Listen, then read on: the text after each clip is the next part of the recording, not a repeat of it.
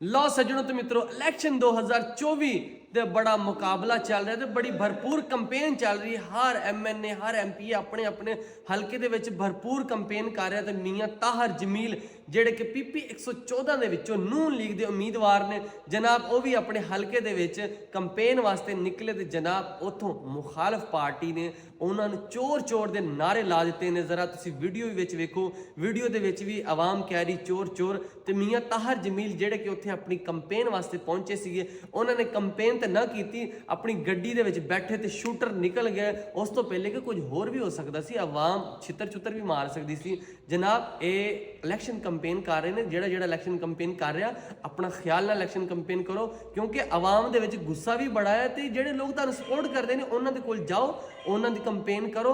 ਔਰ ਜਿਹੜੀ ਤੁਹਾਡੀ ਇਲੈਕਸ਼ਨ ਕੰਪੇਨ ਕਰ ਰਹੇ ਨੇ ਬੜੇ ਭਰਪੂਰ ਤਰੀਕੇ ਨਾਲ ਕੰਪੇਨ ਚੱਲ ਰਹੀ ਹੈ, ਲੇਕਿਨ ਤਹਿਰੀਕ ਇਨਸਾਫ ਵਾਲਾ ਕੋਈ ਕੰਪੇਨ ਤੇ ਨਹੀਂ ਕਰ ਰਿਹਾ, ਲੇਕਿਨ ਉਹ ਆਪਣੇ WhatsApp ਗਰੁੱਪ ਐਕਟਿਵ ਰੱਖੇ ਹੋਏ ਨੇ ਔਰ ਉੱਥੇ ਆਪਣੀ ਕੰਪੇਨ ਕਰ ਰਹੇ ਨੇ। ਜਨਾਬ ਤਾਹਰ ਜਮੀਲ ਨੂੰ ਜਿਹੜੇ ਇਲੈਕਸ਼ਨ ਕੰਪੇਨ ਕਰਨਗੇ ਰਾਹ ਦੇ ਵਿੱਚ ਚੋਰ ਚੋਰ ਦੇ ਨਾਰੇ ਲੱਗੇ ਉਹਨਾਂ ਦੇ ਵਿੱਚ।